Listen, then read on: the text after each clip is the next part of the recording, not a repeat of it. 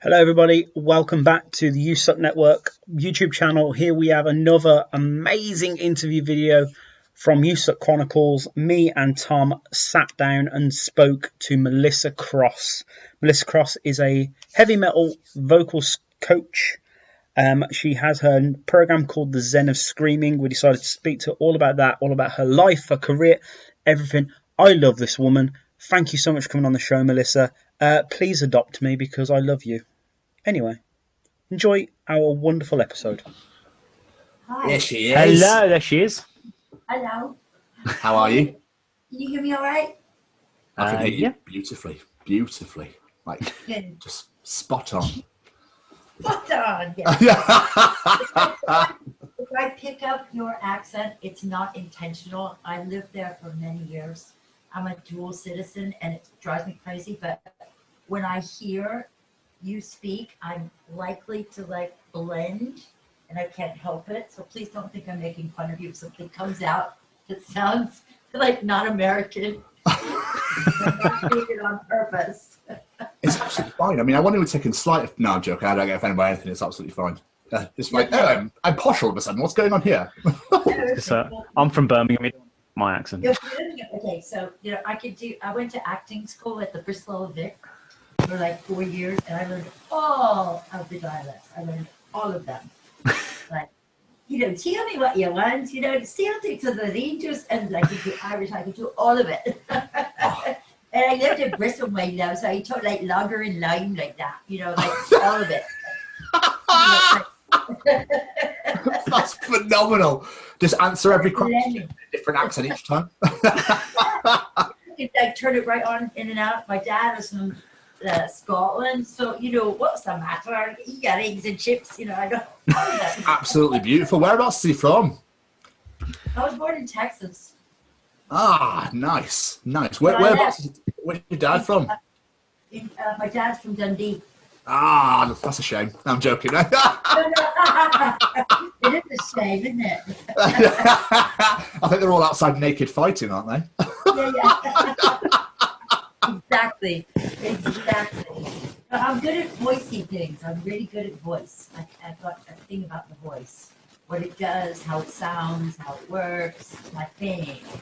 That's always it's good in your profession, I suppose. I was going to say, you're definitely in the right profession then. Yeah.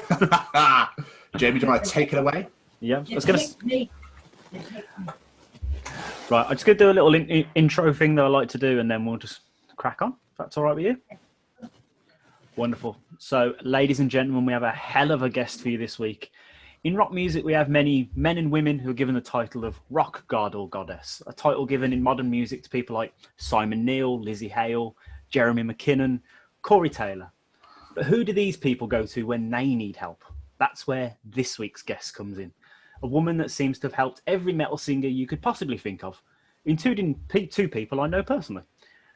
So whether it be through one-on-one sessions or her amazing Zen of Screaming workshops, ladies and gentlemen, welcome to Chronicles, Melissa Cross. Hey. No pressure or anything. Not at all. Okay. Lay it on thick. I like to big people up in the intros. It's a hell of an intro, right? Who do you So- know that I helped? Who do you know that I helped? How has lockdown been for you? Oh, actually, it's not a problem. I actually like it. Really? I miss going to shows. I really miss going to shows. That's about killing me. But the business is fine. Everybody's just picking up, online stuff, and everybody's working on a new style. I'm working with Rob Flynn, who started a Facebook Live thing, and he's doing acoustic stuff. So he's becoming more of a crooner. He's got a fantastic voice. Just the same thing as David Draymond from Disturbed. He was quite brutal most of the time, and now he uses all of it. He uses all of his voice. He uses the legit voice. He uses the screamy voice, and it's excellent. And so I like this idea of allowing former only screamers and only extreme sounding vocalists to like explore all the textures in their voice and not, give any credence to genre or, do this because it's cool or it goes to this tribe, because I think it's, it got the screaming thing, it can be saturating, like everybody's doing it and it is a sound that can be really unique to a person, but not everybody does it in their own unique way. They kind of phone it in or they just try to copy somebody else and it kind of loses the point. So I think it's really great to like use all of your voice and not just what you think sounds cool. I mean, I made the names that you just dropped then, which is like, oh, this is going to be phenomenal. Well, she's like, have a name. Have a name. Yeah. I'm going to teach you all how to do it. Oh, that'd be awesome. Count us in. Yeah, sure. I can do that. Did you manage to teach yourself anything new, or did you like learn anything or study anything or do anything different whilst being locked away? Actually, I helped other people do that. Okay. Oh, yeah.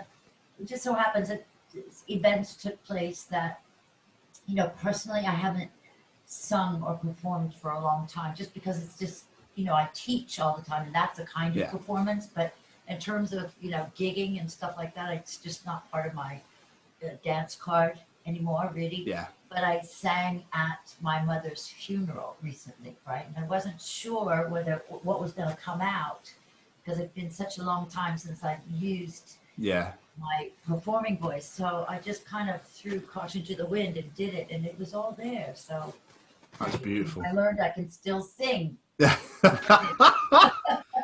Isn't that great? I'm a voice teacher and I can still sing. I was actually wondering if I could or not, because I know I can do exercises, but, Was it one of those things where you started and were like, I'm not sure, and you're like, oh, amazing, and then went for it? It just came right out. It just, woo, came right out. Must have been like the spirit of my mother, not wanting to embarrass her. Wanting me to like embarrass her in front of her friends. Too much information. Yeah. I'm very sorry.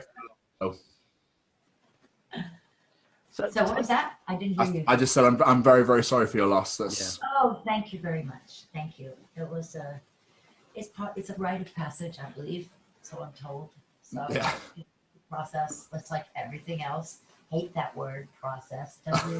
Yeah. I hate the word potential, and I hate the word process. All the P's.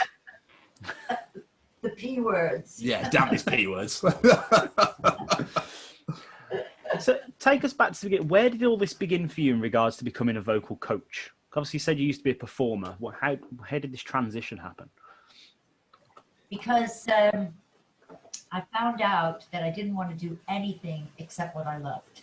I just made that choice because I've been a rocker my whole life. I've been in bands my whole life. And, but in order to when you do original music, you have to make a living. And so I had day jobs, and the office was such a grind that I decided that I want to die doing what I love no matter what. So I went down into the subway and started singing in the subway because I just couldn't stand going to an office anymore. And this lady came by and I was just busking. I mean, I used to busk at Leicester Square. Oh, damn, no way. That's awesome. Yeah. So busking has always been something I love. The underground is like kind of was my church, Yeah. In between, wine bars and everything else, I could just go down and just yell and get some money. Anyway, somebody stopped by and said, "Would you teach me how to do that?" And I said, "Sure," because I need, why not? And I didn't realize how much I knew because I'd studied voice since I was a child, but it was classical voice. And I wasn't singing classical music, but I knew enough technically about the voice that when I started teaching, there was stuff that was coming out of me that I didn't even know that I knew. And I really liked it. And it kind of took over because it had such an impact on such a long-lasting impact on the person that I did it with. it was like I gave them this ability to do something that they've always wanted to do. And I found that I was good at it. And I was like, well, this is okay. Now I can eat chocolate. I don't have to, fit into that dress. I can do whatever I wear, whatever I want. Go, I don't have to like go out with makeup. I could just like be a teacher until I'm 100 years old. And I like it. I like it. And I never, it's like sometimes I had like an gig or a meh gig because, not enough people showed up, or the club owner didn't sell enough alcohol, or whatever, problem. And it was just like such a grind. And it's getting old too. I mean, that's the other thing, is that, how long are you going to do it? I mean, I have a long history, like, way back when I was in my early 20s, I was one of those next big things, where all the record companies are, I was the thing, and I completely blew it. I had a terrible drug problem, and I just blew everything out of the water just by being so out of it, and just, and so I was kind of blacklisted, but really I blacklisted myself. So I had this kind of like, I could have been a contender kind of thing going on, which is so stupid because it was all baggage in my head, But the thing is, I felt insecure. I didn't have that, once I got, clean, sober, I didn't have that, I used to have this like, Susie at the Banshees kind of mystique kind of thing. And that just went out the window because I was just so dead honest, girl next door. I'd go to his shoot, like I was too confessional, and confessional wasn't in style yet. So it was just all like the pieces moved in a certain way that I couldn't imagine wanting to be alive if I wasn't like a rock star. That was it's like, I'm going to do this. I'm going to be the fucking best. I had all that bravado, and I sort of cleared out any opportunities that came by because I had this kind of narrow-minded idea of what I was supposed to do. And, thank God, old age, it makes you kind of get weary of putting yourself through problems and obstacles. So, it was funny. Everything kind of fell into place. Like I went into the office of Seymour Stein. And I was already like late 30s. I didn't look late 30s, but I was late 30s. And I was in there because someone had said, you got to hear this girl's songs. I'm singing the songs. And he says, excuse me, your songs are really great, but I got to tell you something. You're too old. And I was like, fuck.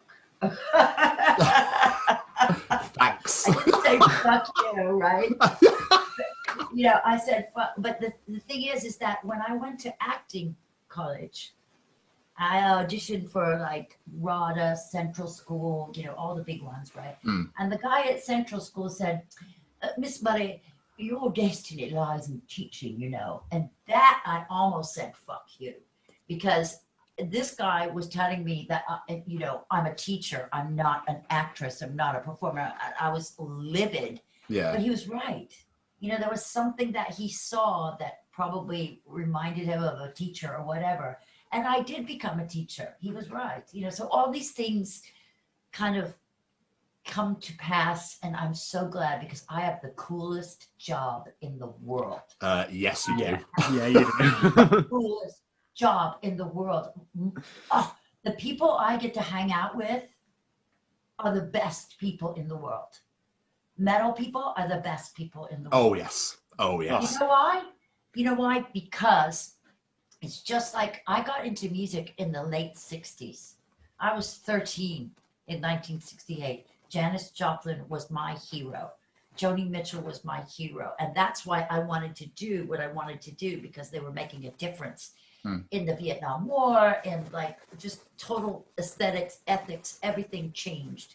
And I was a big like proponent of that. And metal is just like that. So when I first saw it, when I was up in the balcony, and it was a show in the late 90s with Megadeth and Slayer and the Bad Brains. And I'm up in the balcony and I'm seeing this sea of kids moshing. I'd never seen moshing before. I'd never seen it. And I was like, oh my God, this is so cool. It's happening again. In fact, it's always been happening, but I just wasn't around. But, you know, it's like, it's still here. Like the spirit in which I started this is still here. And God, I wish I could be a part of it, but I'm too old. Because I don't want to be a poser.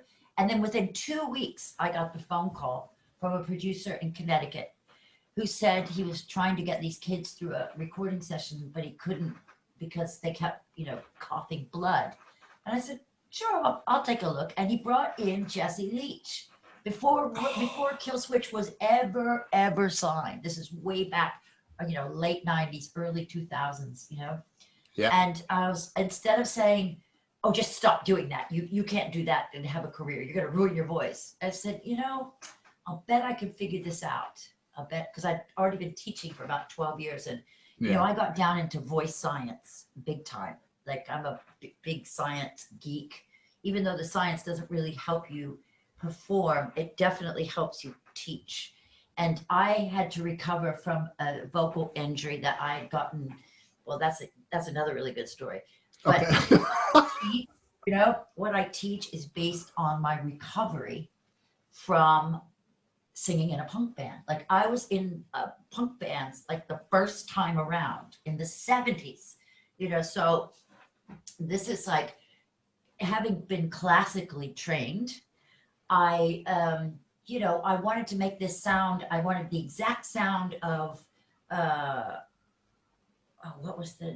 it was an AC/DC song. I can't even remember what it was, but I wanted to make this exact sound in this song, and I did it, and I practically killed myself doing it, and I got an injury. And the process by which I recovered is the way that I found out like the missing link between vocal technique and non-classical music. Yeah. Because it was about voice function as opposed to what the sound of the genre was.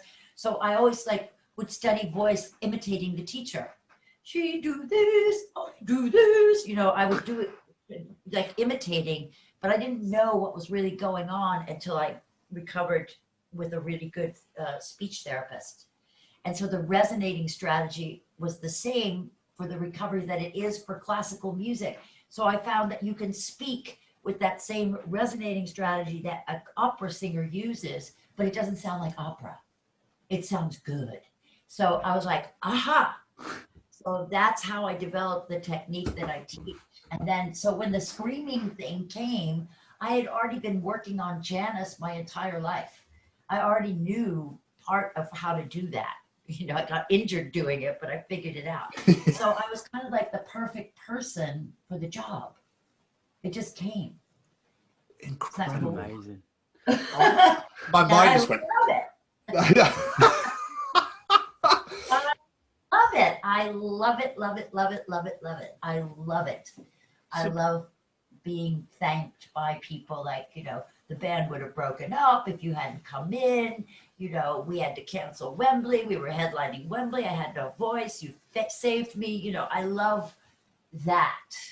I also love to sing, but, I love that more because that actually makes a big difference, Yeah, it's almost like when you're watching bands live and stuff, when they record stuff, you're just like, well, that's because of me.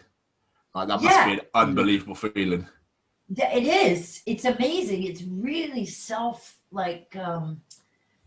it's very affirming, Beautiful. So when you started, was the focus on metal music when you started with like the Zen of Screaming and stuff, or did you just sort of fall into with metal music? Because obviously you said you were into punk. I might not start off with. Oh, okay. So back then, punk was punk and metal was metal. There was, now everything's kind of like cross-collateralized and, cross-pollinated. But there were tribal kind of sounds, like, the black metal, death metal had this like woof. And then, like metalcore had this like, shah, it had like these little tribal noises. It was very partitioned. Yeah. It's not like that anymore. But the way that, wait, what was your original question? Because that's what I was going to answer. Oh yeah, I know what it was. you see, the metal community is super small. Everybody knows everybody. It's very friendly. So Jesse told Brian Fair from Shadows Fall. Brian Fair from Shadows Fall told Jamie Josta from Hatebreed, but he never showed up, but he told everybody that he was coming. So I had this, like, immediately had about 12 people that were told that I'd figured it out. And they all came, and in the beginning I was so nervous that I wasn't going to come out right because I just kind of figured it out. So I had these like really like tatted up, inked up, like giant, like really brutal looking guys walking down the hall. I was like, oh God, I hope I do this right. Because I'm this little lady, you know, this little old school teacher lady saying, okay, come in, Sonny, let me see you, you know. It's going, okay, you know. So, you know, it worked. I mean, in no time, in less than a year, I had more people than I could possibly teach because that movement was very, very healthy and very strong, and it needed sustainability. And it, you know, it wasn't about just doing shows on the weekend anymore. It was about doing shows like now you got to like do 25 shows a month for 5 to 8 years before you're you know, a dot on the map. So it needed sustainability. So I like to think of myself as having something to do with just the sustainability of the genre itself. I don't think there's any doubt about that, to be fair. What you're saying, like, with all these metal people, just when you mentioned the guy from Shadows Fall, I'm like, that guy is huge, and his dreads are ridiculous as well. I could only imagine this guy walking towards you, be like, hello? Or the guy, you know, Byron from God Forbid, that, you know, that was yeah. Yeah, like this guy is like massive, right? He looks like, you know, big shit house coming down. You know, I was like, and this is sweetest man. These are the most gentle, polite, introverted, self-effacing people. They don't look like they don't act like that looks. And so I became more familiar with even the purity of music itself through this, you know, journey. Because in the, you know, my first concert was The Who. When I was 11, right? It was before Tommy. You know, this was way back. I saw them again in the UK at Swansea Football Club. And there was a prison. And as soon as they did Baba O'Reilly, right? And then the whole prison went, like it just shook. Like these are historic moments that I remember in my life. And I was reliving them again in the metal world. I was like really excited about that togetherness of the metal world. I'm still in love with it. I still have deep respect for metal. So what I love about you is the fact that your work, like this, reading interviews and stuff like that, you've legitimized metal singing as an art form instead of someone just, you know, screaming nonsense, which, let's be honest, is a belief most people have about rock music. And, you know, you've had, were you you said you're a fan of rock and metal, like early punk and stuff like that. Were you a fan of the hardcore screaming stuff before getting into this line of work, or is it something you became a fan of through your work? Okay, so here, you know, that's my own, you know, when I got sober, like there was this transition that I made from my electric guitar to my acoustic guitar. So I became much more of a like singer-songwriter. I call it issue rock, you know. That's amazing. That's for everyone. We'll stream from now on. Right? And I was doing that for about 5 or 6 years in a confessional kind of thing. And then I got sick of that. And by the time I got sick, see, it's all like my musical tastes kind of shifted during that acoustic period. But I always had an acoustic thing because I like Ralph McTell. I liked, you know, Nick Drake. I like, you know, Richard Thompson. I love Fairport Convention. I've always had that 60s kind of folk, Joni Mitchell. But I also have this Ed, I love Jimi Hendrix and Janis. Like that was, both of those things were part of me, but I shifted into the acoustic thing. And then I got sick of the issue rock and got back into my electric guitar and writing with electric guitar, right? But all that stuff, like when I was like the next big thing, I was the next big thing in terms of like new wave, because that metal thing kind of departed from new wave. New wave was like, mods and punk and metal became like rockers. Like it was just, it divided. So there was this grunge thing, which was really pop music compared to, what was going on in the clubs. The screaming thing was going on in the clubs. They were, Kurt Cobain had distortion in his voice, but he didn't have pure screaming. It wasn't like non-melodic. It was always melodic. So I stayed melodic for a very long time until somebody asked me. I had not really been exposed to that screaming thing, except one time I heard it on the radio. This is the story. I have so many stories. I'm sorry. It's like, it's all good. When I did this show, I did this showcase, and 3 major labels were all there at this showcase. And it was like, wasn't called Sony then, it was called Columbia, Warner Brothers, and this label called Chrysalis, which had Billy Idol and Pat Benatar and Divinyls, and they were all there. And I bombed so badly that I went into exile. And when I was in exile in Connecticut, I heard on late night radio, that the left of the dial, this screaming, and I was like, what is that? What's going on? And I kind of saw these like squatter kids in the hardcore thing. Like I saw this on the edge, but it didn't seem to relate to me until I saw it, that Megadeth, Slayer concert. I was like, oh, because, there was Pantera, there was Metallica, but they still had melodic stuff. Like I wasn't, and Selma was still singing melodies. That when Jesse from Killswitch came, there were parts that were all screamed. There was no melody. And that was brand new to me, but I loved it. I loved it because that was like taking it to a whole nother level of theatricality, of expression. But, it wasn't going to be able to stick around if you couldn't figure out how to do that every night.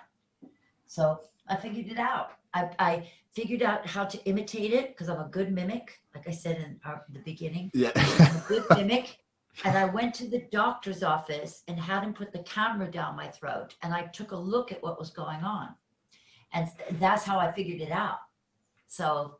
So clever. Wow. That's what I did. I'm still doing those experiments with the cameras. Now I'm using high speed, imaging so that you can see it in slow motion. So, I really like to pioneer like ways in which it's not about volume. That was the big wake up call, is that because human perception, hearing wise, is more sensitive at a certain frequency level, which you learn, as an engineer when you're doing the Fletcher-Munson curve.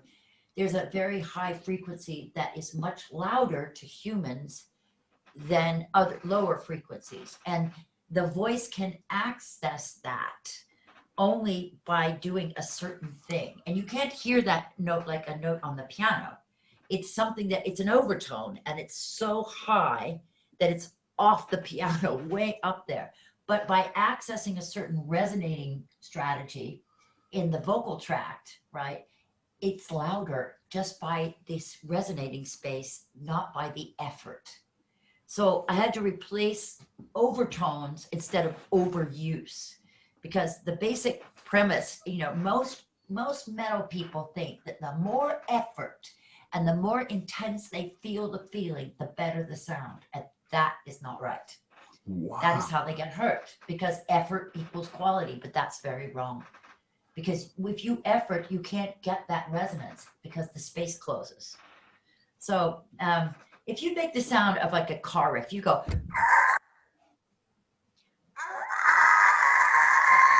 You hear that squealy thing? Yeah.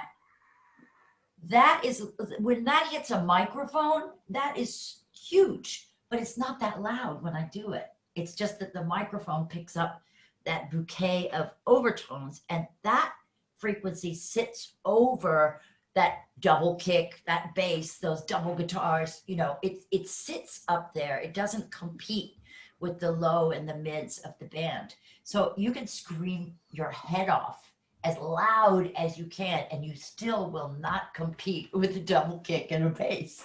It's not possible, because unless you do another frequency that is so far away from that, you won't be heard, because it cancels itself out. That's fascinating. So, I know. I'm just like, what? Because you do, with metal singing, you do think it's about volume. Like, as a complete amateur just listening to it, you would think it's about volume. Yes. That's amazing. But it's not about volume. It's about frequency range. So yeah. Who are you're probably going to say everyone. Who are the people you love working with the most? Or is it just everybody generally? Well, I love everybody for a different reason. So I don't have one piece of criteria that, makes one person better than another, but there are some really compelling people. In fact, all of them are very compelling. I would say that the reason that these people are so successful is because they are very much themselves, and they're fabulous people, and they're smart and clever and talented. Like I like working with John Dyer Baisley from Baroness a lot. I like working with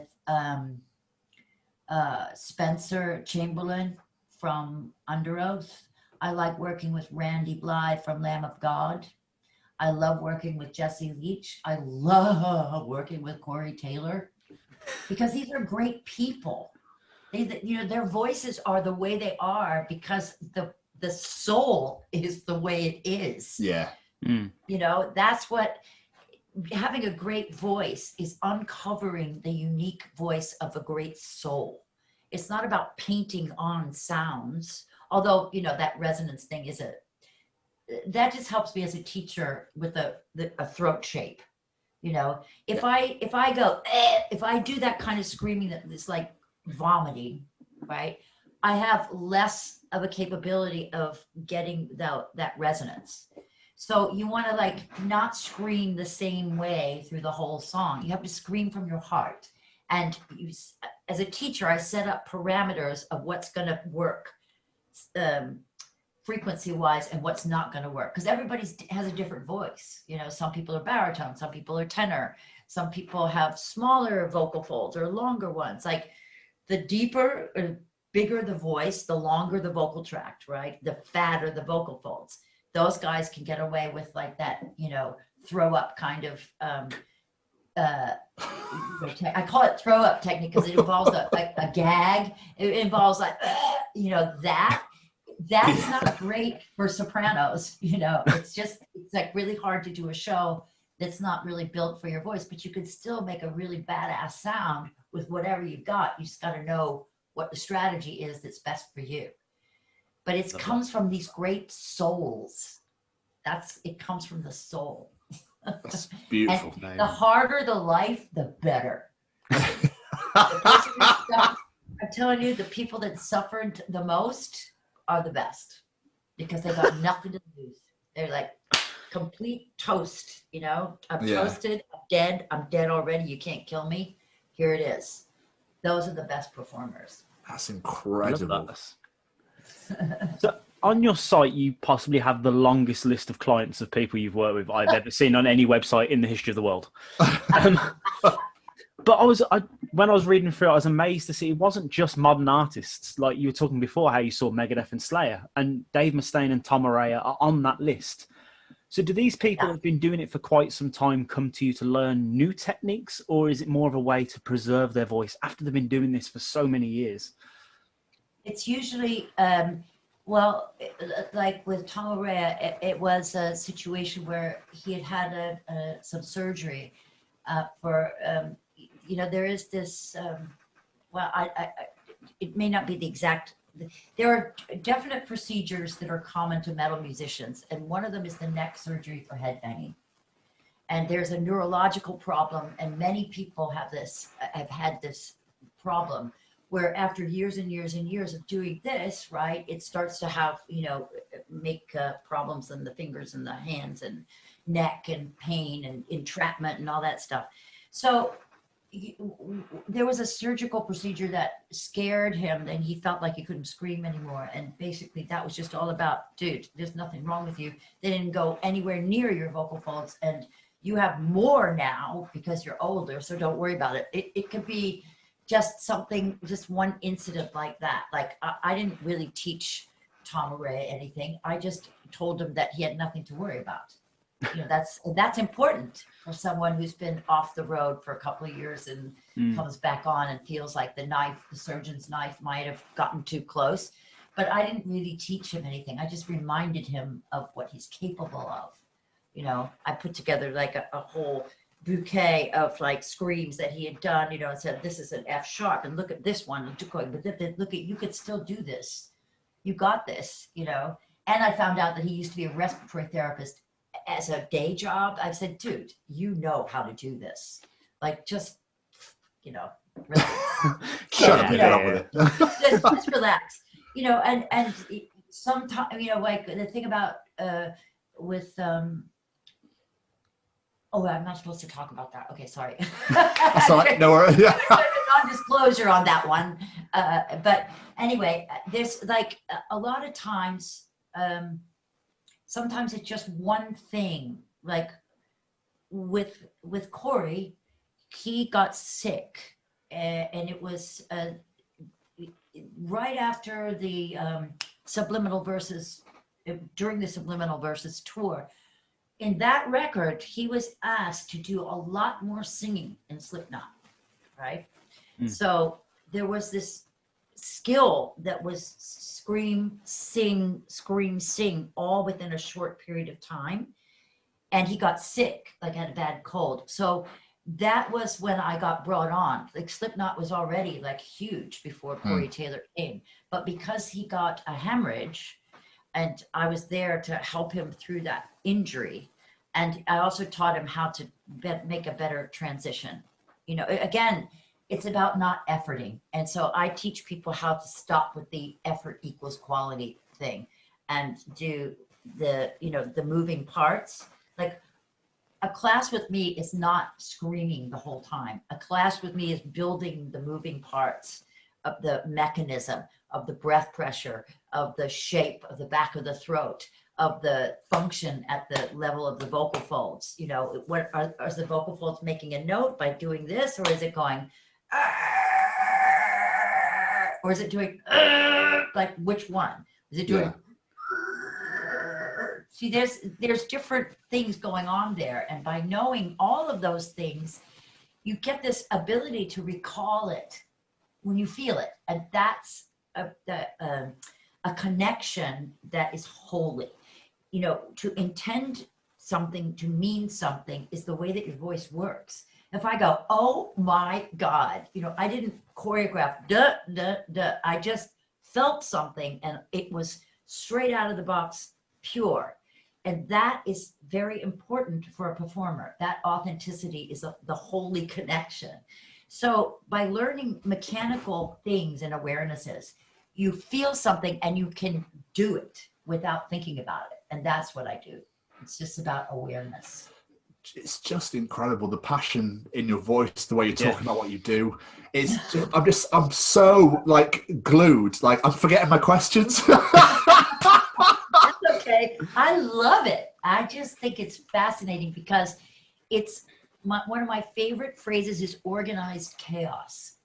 I really like the idea of chaos, the feeling of chaos, but the excellence of form, the quality and the excellence of like a very succinct and efficient form of delivering something that seems like chaos, but actually it's not. I just love that kind of paradoxical kind of thing. Like screaming is not loud. That's a great paradox. It's not about volume. I love those paradoxes.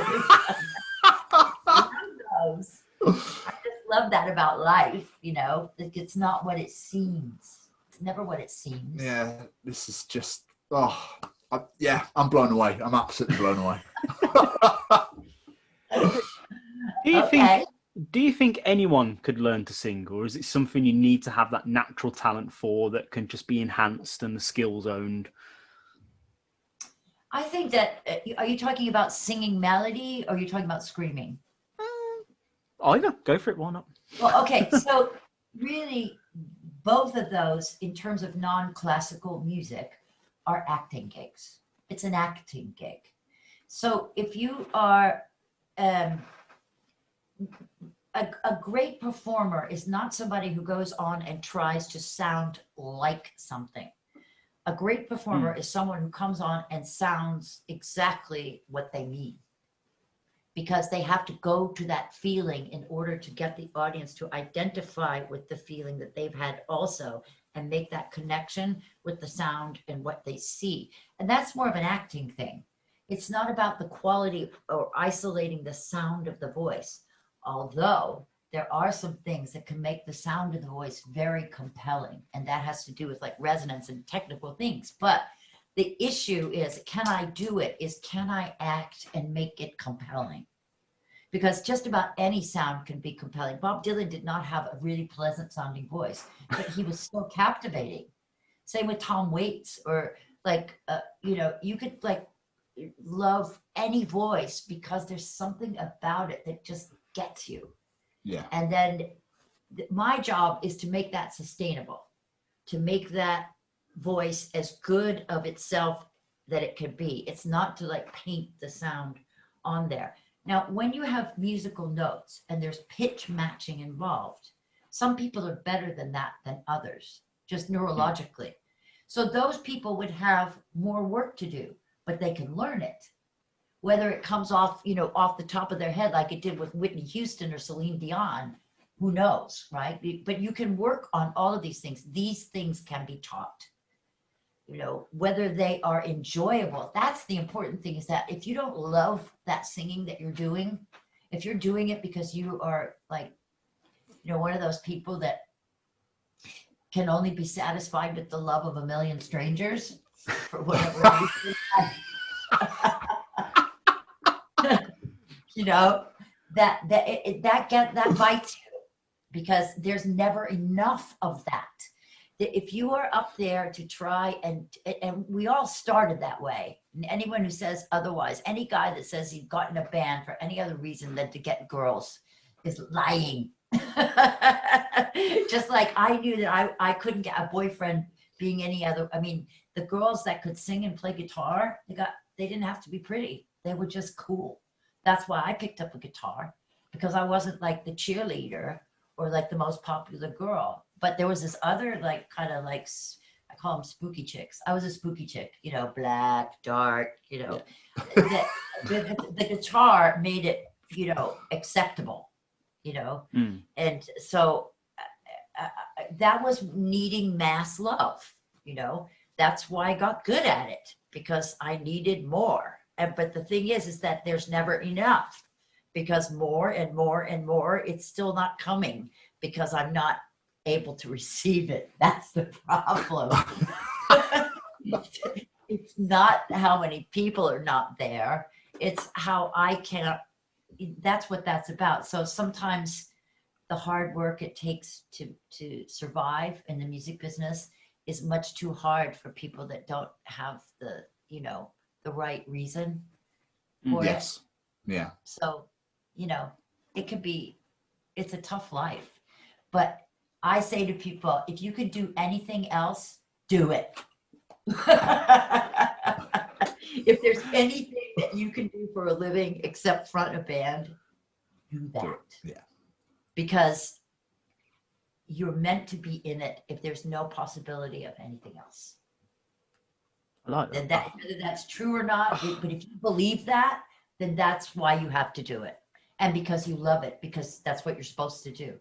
But to do it to get, to feel better, it doesn't work, because I know a lot of people that, we all know some people that didn't feel better because they were sad, clinically sad. So it takes a very strong person to survive. You are a true inspiration. Really are. When you first started out then, did you ever expect you'd be where you are today? Never. No? Never. If you told me that, like, at my age and looking like I do, that I would, you know, have like 1 million views on YouTube because of screaming. What? No way. That is so surreal. That is so surreal. Like I look like a, you know, a soccer mom or, you know, a PTA little, like a school teacher. Like, you know, somebody said she looks like that kind of mom that's cool and lets you drink in the basement before you're of age, or, you know, it was kind of cool. Well, that's what made it such an interesting story also, because I'm kind of lucky like that. Like, I don't look like someone who's, you know, a screamer. I don't look like that. So it's very surprising to people when I come up with these like sounds. But I couldn't have made this up. Like, you can't make this up, right? This is blessing, really. It's incredible. It is incredible. Yeah. So lucky. Just follow the love. I just enjoyed it. It's great. That's good.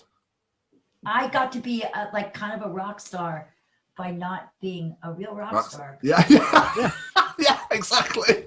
Great. And I could still eat the chocolate cake.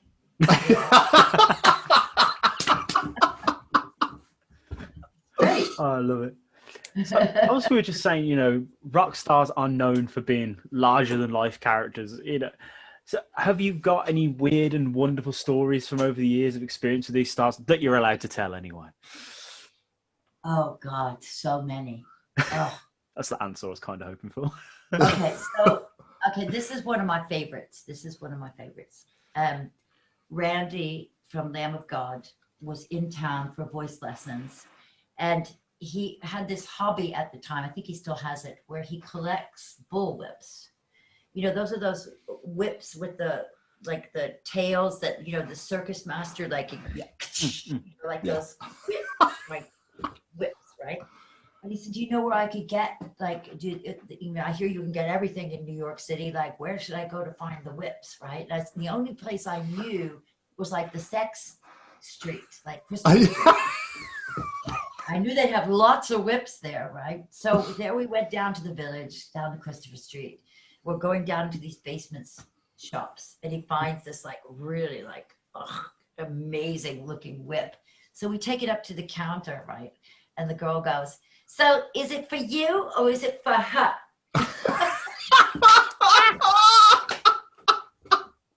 And I said, it's for both of us. I'm his mother.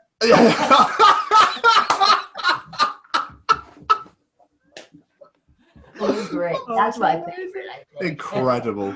She was like beet red, you know. She shit herself, yeah. Oh, that is magical. Oh. Pretty. I love that so much. Oh, and there's like some great stuff with Danny Filth. I mean, Danny Filth is like the funniest person on earth. And I've met Danny. Yeah. When I went to visit with Danny in Lincolnshire, there was this haunted kind of thing going on at the recording studio out in the middle of nowhere. There's a cemetery and a pub and a post office. That's the only thing. And the full moon and the whoo whoo, right? And you know, very Danny has like this kind of, you know, healthy affection for the occult, but it was just, there was so much Spinal Tap in that visit. It was unbelievable. It was so unbelievable. Like the fact that the drummer, they had to reprogram all the drums because the drummer sent away his drum set to have it dyed the same color of his girlfriend's hair. Right. So, what? You know, yeah, like stuff like that, like little things, you know, they had to they needed to redo the drums, but the drums weren't available. So they had to redo the drums, like trigger them with something. Yeah. Anyway, it was just like every day was Spinal Tap. Every day was, and it was funny and it was great. And I have so many stories like that. You should write a book. I was going to say, to be fair. So and it just gets better and better. It just gets better and better. Do you travel much then? Obviously, before COVID, do you travel quite a bit with your job? Most people come through New York, but sometimes in an emergency, I know that I traveled for Matt and Tuck, and I traveled for Oliver Sykes. Yeah.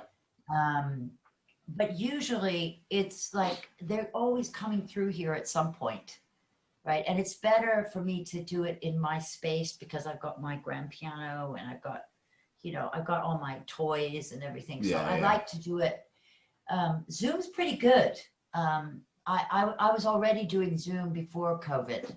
So I'm getting, they really do need to beef up the technology with the latency thing. And I know, I cannot, there's certain things I can't do on Zoom, and that is I cannot play and at the same time as the student. So I have to there's ways I get around that, but I wish that, why can't we have that already? Like, why can't we have this thing where I play this note, B, and you could sing it at the same time? Why can't we be in two places at once? Yeah. I think it's on the way. Fingers crossed. Fingers crossed. Yeah. No. Yeah, I think it's happening. I mean, there are some, softwares for, that people are trying to monetize that kind of take it and, spit it out, but it's very perfunctory and not user friendly and not nice. So, I like to, feel the client in real time. And it's also really hard to teach rhythm this way. So I have to make like little exercise templates that they can do with the recording to me, so I can help them that way. But I can't generate the rhythm, and then because it's off. Zoom, sort your shit out. What's going on? You need somebody that can like take away the latency. Yes. But I mean, CBS News, the news can't even do it yet. Even on the newscast, they're still like, well, take it away, Bob. And then Bob goes,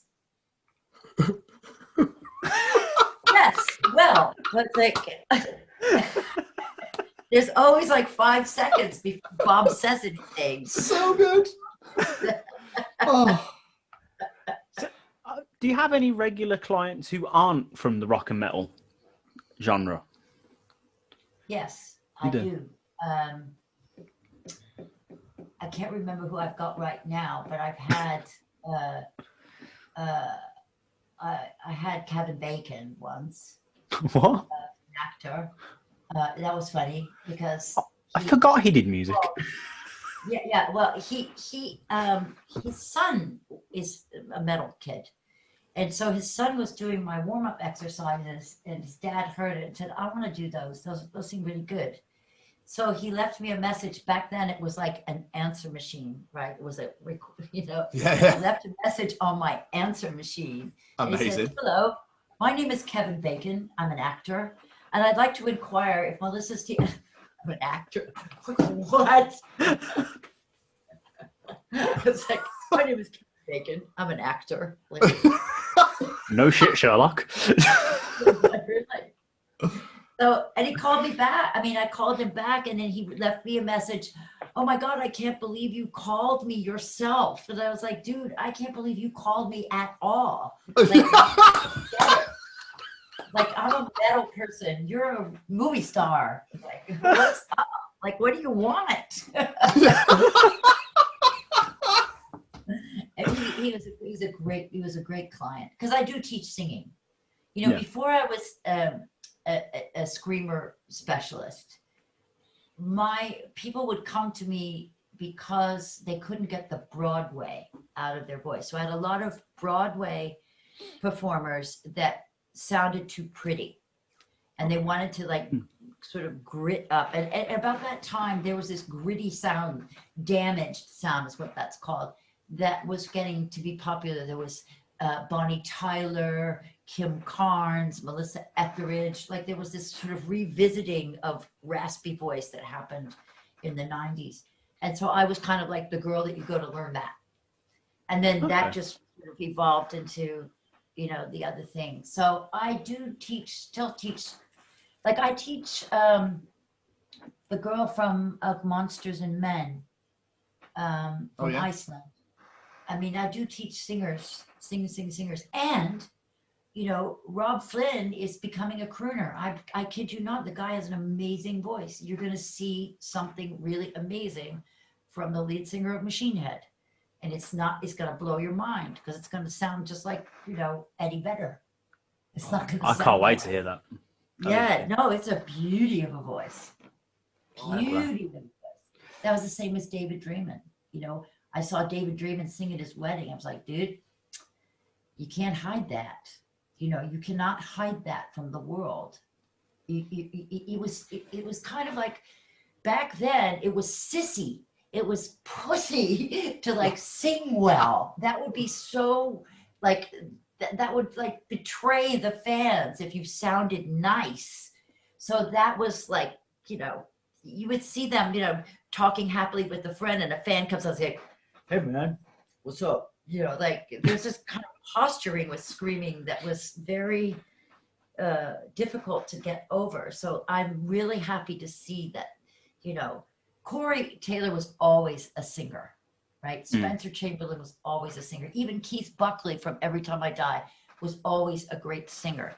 And David Draymond was always a great singer, but they sublimated that that part of their voice to be in keeping with the brutality of the genre. But I was glad. I was like, this is bullshit, guys. Come on, grow up. Like, that is a beautiful sounding voice. Like, you cannot hide that. And sure enough, The Sound of Silence, like, swept the world. Yeah, I was going to say, he blew people away with that. So Isn't what makes that me laugh beautiful? about yeah, that song is unbelievable. What makes me laugh so much about it, though, is people heard that song and went, oh my God, I need to go and buy that album, then had never listened to Disturbed before. Yes. So we're like, what is this? Exactly. Have you heard the new one? He did covered Sting's If I Should Ever Lose My Faith. I have not heard that, no. Oh my God. No, He's so good. This one's even better than The Sound of Silence. Really? Okay, I'll listen after this. Yeah. Can we just point out, I love the way you dropped the fact that you were at David Draymond's wedding. It was great. I didn't mean to do that. That sounded really like... That's this all good. I love it. We love it. No, we've got some questions that are sent in by listeners and stuff, but before I get onto them, Tom, have you got any other questions you wanted to ask? There's just one. As a massive A Day to Remember fan, like insanely so, working with Jeremy McKinnon, I just want to know what that was like, really. It's like he's so smart, he's so clever, and he's very talented, and he's a really, really hard worker. I've never seen anyone with the stamina that guy has. He has incredible stamina. He did, like I hadn't seen him for a while, and then maybe I hadn't seen him for a couple of years, and he came and did a show, and they did 3 records all in a row. They had no support. They took all three spots and did 3 different records, and he went straight through and didn't miss a beat. He's amazing. That's so I love him. Amazing. And he's so smart. And I said, I can't believe the stamina you have. And he said, it's all because of you. I was like, oh, stop. It's true. Yeah, it's good. You've cracked the code, Melissa. You've cracked it. You know what. I do. And you know what? It's completely technical. It is all about coordinating breath pressure and vocal fold closure. It's all about the onset. That's all it is. It's very simple. You know, it's not about associating the feelings necessary with the execution of the sound. The feelings have to be separated and go in the heart, and the sound comes, and that's pure old big theater school stuff. That is stuff I learned as a, you know, in college and even in, you know, music school before. I mean, I've just been studying it since I was a child. So it's all technical, but it's the real gift is the soul. Yeah. That's where, and Jeremy McKinnon has an amazing soul. Oh, that's made me so happy. Thank you.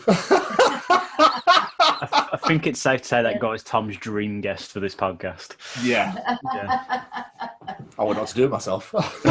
It's so wonderful that, that you love these people, and it's not necessarily the sound of their voice, it's the soul that comes out through that speaks. So that's key to like being able to preserve that, because if I was teaching sounds, then I would be ruining everybody. Yeah. And making like these kind of prefabricated, results. We do this or do that, right? I just tell them these are functions. This is function 1, function 2, function 3. Now go out and sing a song and mean it from your heart, right? And then the body memory kind of takes over.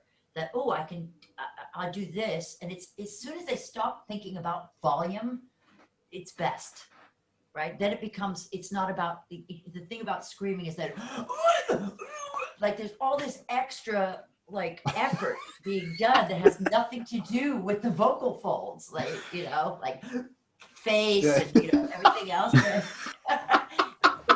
The face is important, by the way. The face makes the sound louder. It does. If you do like that, it's much, much more loud. Plus, it just looks more cool. Yeah, it does. Wonderful. We've got some questions from listeners, if you don't mind, as well.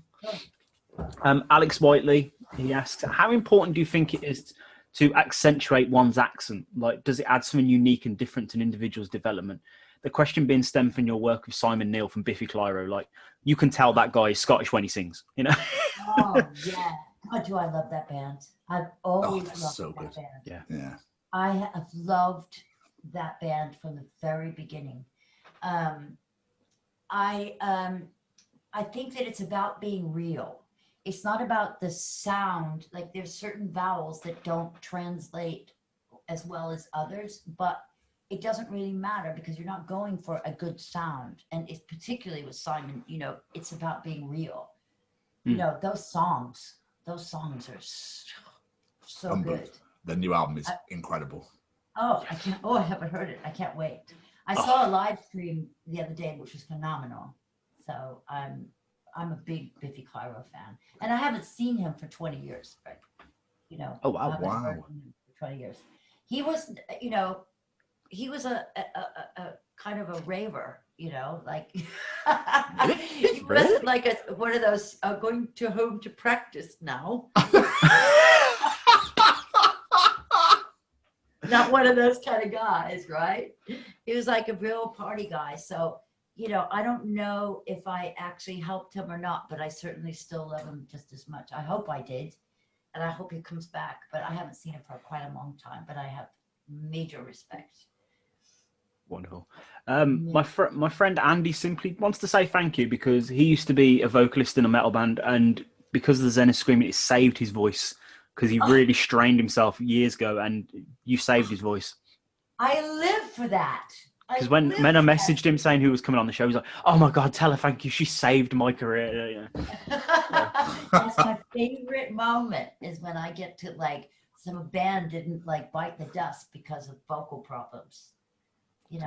That's such a pity. So Gemma Williams asks 2 questions. First off, how sexy is Corey Taylor in real life? Okay. So I have a kind of maternal thing about Corey Taylor, so I can't go to that place. But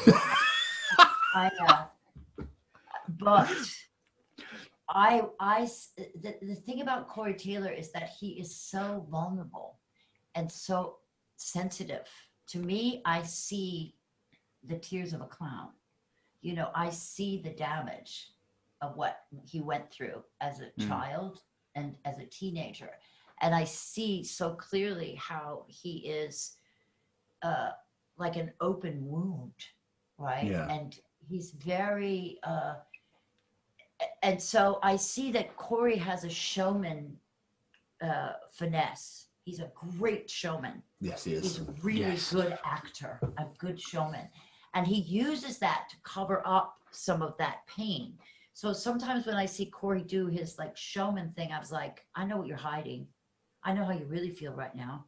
You know, I'm always like looking past like because he's always true, but he has this kind of suave presentation skill that is kind of,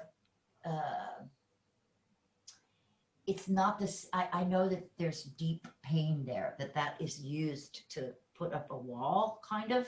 So I'm always looking at the sensitive child angel behind there because I can feel it. Yeah. Anyway, he's a piece of work. So I don't call that's not sexy. That's just profoundly interesting and fulfilling. You know, of course, you know, I'm a bit of an old dog. Shut up. Absolute bollocks. That's no way to talk to our guests. I don't think I'd be doing the wild thing with Corey Taylor. Anyway, the thing is that a lot of these guys, you know, they have like a kind of,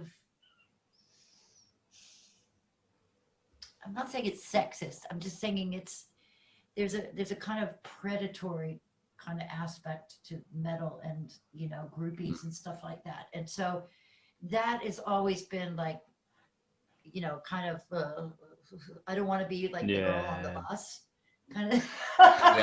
Yeah. I always tell like girl singers, like, do not go on the bus unless you're part of the show. And her second you're question, asking for it. her second question was, how do you know when listening to someone sing, like how far the levels of their voice go? Like how can you tell someone's limits as such? Limits? There are no limits. That we have to get rid of the idea of limits. Yeah.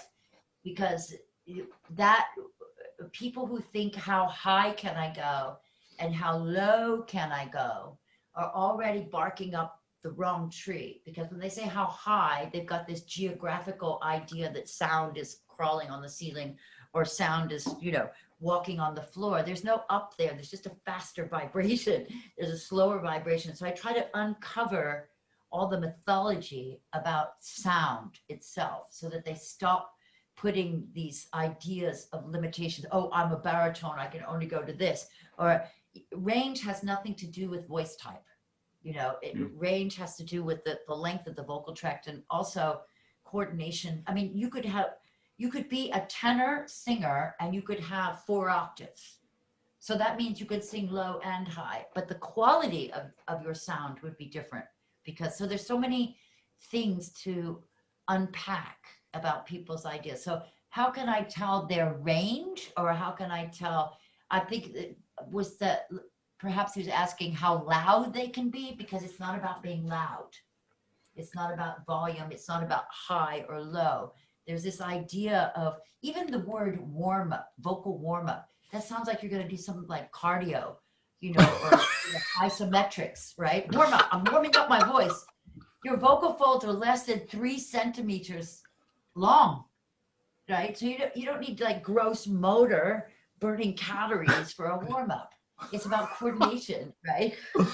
There's all these like myths about the voice that are, you know, the vocal teaching community hasn't really changed much since the 1800s.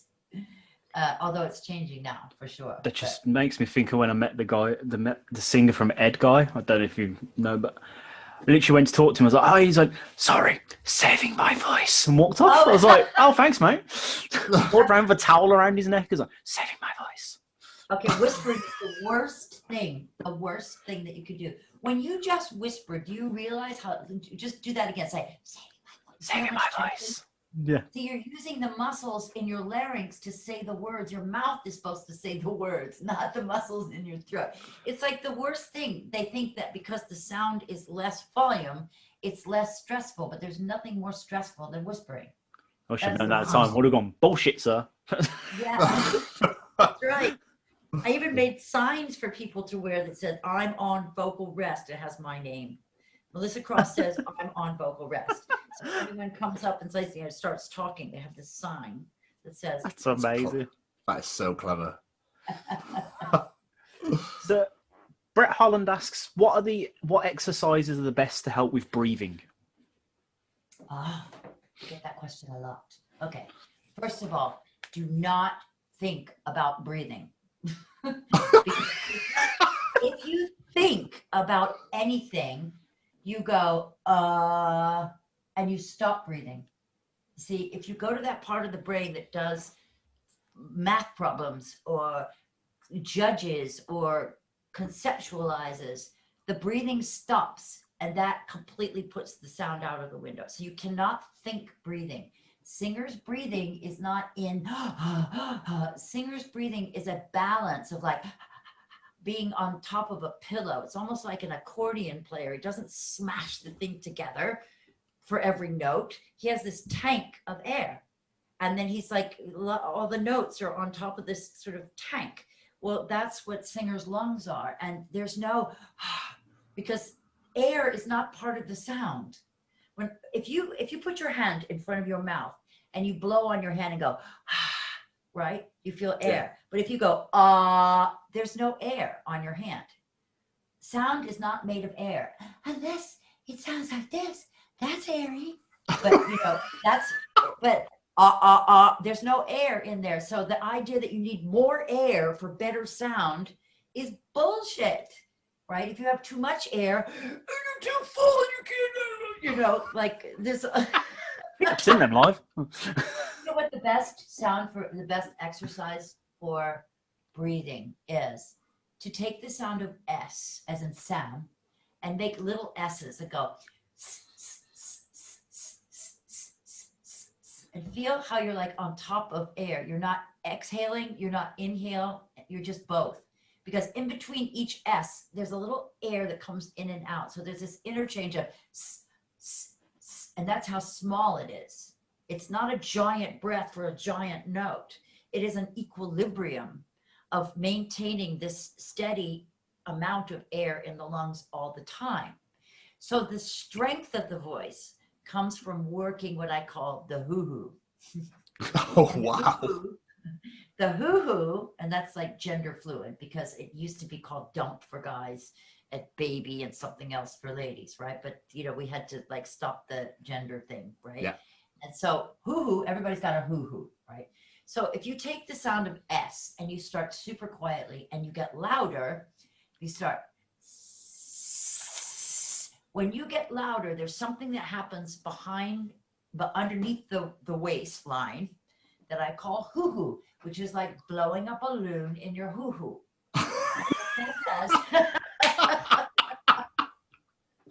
But you can't think about that because that's like thinking about your big toe on the accelerator when you drive. You don't think about your big toe. It's all part of like the whole equation. So there's this sort of balance of strengthening that hoo-hoo muscle, but you have to use it in coordination with a sound. So like getting louder, okay, so here's the greatest exercise.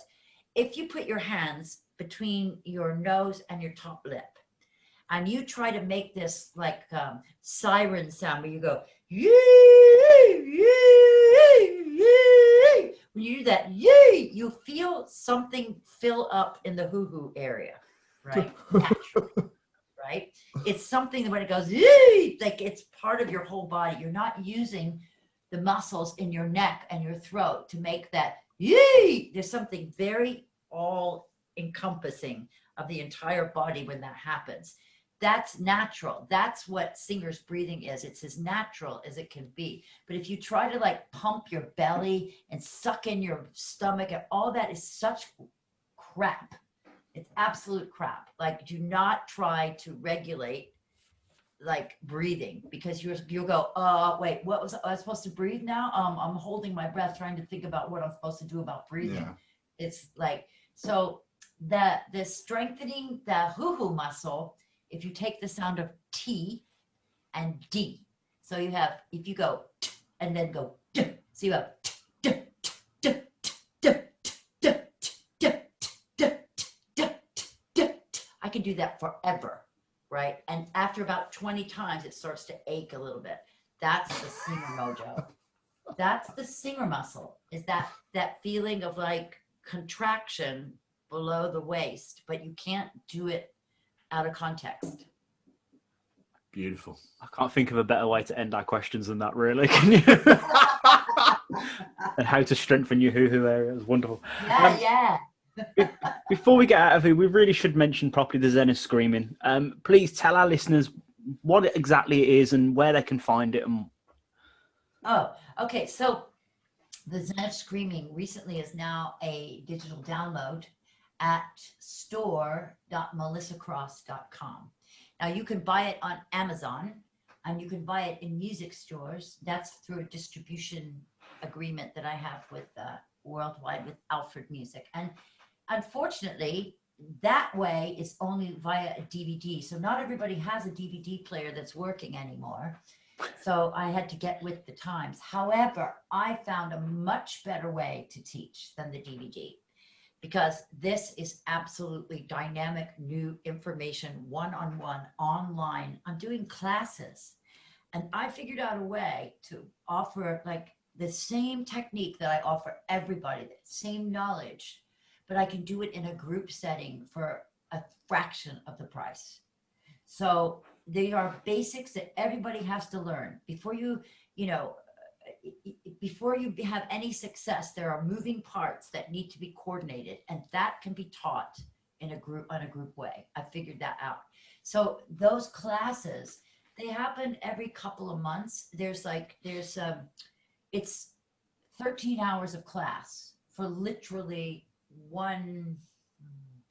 the price of 1.5 private lessons, right? You get 13 hours. Wow. And so it's everything. It's the exercises. It's everything. But I'm on one-on-one in Zoom. So anybody who wants to work on an exercise, it's amazing. They come and work on the exercise and people listen and they learn from me working with them. It's even better than private because you hear somebody else struggling what you are struggling with and go, yeah. Oh, so that is working out really well. That's called Speak, Sing, Scream. And what I do is I address the speaking voice, the technique in the context of a speaking voice. So you don't have to worry about pitch matching or screaming or anything stylistic. It's just brass tacks. Like this is breathing. This is placement. This is blah, blah, blah. And then it goes into the singing class because that's how you start getting into the resonance stuff. But it's really easy because it's all about physical feelings that you just imagine. It's not technical. It's just imaginative. And then the people that do the speak and the sing class, the screaming class is a piece of cake. The people who go straight into the scream class, because you can take these one at a time in any order that you want. But the people that do the speak class before the scream class, it's a piece of cake. You do just scream because you don't have those basics. It's very difficult. It's difficult because you're going to be imitating because you don't have the steering wheels. You're just like doing imitations. So this is a whole paradigm change of being sound as opposed to making sound. And that's why it's called the Zen of, because Zen is being in the moment. So instead of singing awe, I am going to be in awe by going, awe, like I am the awe. I'm holding up like a teepee and it's an awe, and I'm not listening to my voice because I'm communicating something that's much more abstract, and that's what I'm feeling. So I try not to choreograph my voice, but I try to like keep the channels open so that it's not judged and calculated or contrived. See, honesty's the best. Always love it. Always is. That's why you like Jeremy McKinnon. My boy. Wonderful. Truth, man. He tells the truth. Melissa, where can people find you on the internet, the old social medias, etc.? Okay, so the classes and the DVD are at store.melissacross.com. And on Instagram, it's called @Zen of Screaming. And on Twitter, it's @Melissa Cross. And, Facebook, there's the Melissa Cross Vocal Studio. And then I think there's 2 or 3 Facebook accounts. They're all full. I'm so bad at it. I get, somebody else is using the Facebook thing because I fall into the Facebook hole. If I check my Facebook messages, I like, whoa, here we go. Bye day, goodbye evening, see ya. I'm all like completely like, oh, look over here. I become so ADD on Facebook that I have to get somebody else to do most of the Facebook. But I'm a big Instagram, Twitter person. Wonderful. So, I just wanted to and say, I know Discord, and I'm going to do TikTok, and I'm also going to do a Twitch thing. So I'm trying to figure out how to do like easy one-on-one access, question and answer on Twitch, and then do the clinics on Zoom. And, I'm just figuring out a way to make it easier to get access to good information. I love Beautiful. it. So just wanted to say, we spoke to Lena Scissorhands from Infected Rain on this show. Oh, I love Lena. And she brought you to our attention, and I'm so glad she did, because you've been an absolute wonderful guest. Thank you so much for joining us today. It means the world. You've been amazing. Oh, you're fun. You're fun. Oh, thanks. You. Yeah, you guys are fun. I listened to a podcast before. I said yes. I was like, yeah, definitely. I love these. Oh, guys. amazing. I love it. Oh, thank you so much. We endeavour. We try. Yeah, But you're very funny. Melissa, thank you so much for coming on. It means so much to us, and we really appreciate it. It really does. Oh, thank you so much. Thank you. It's been an absolute blast, as always. Never change. You are fucking incredible.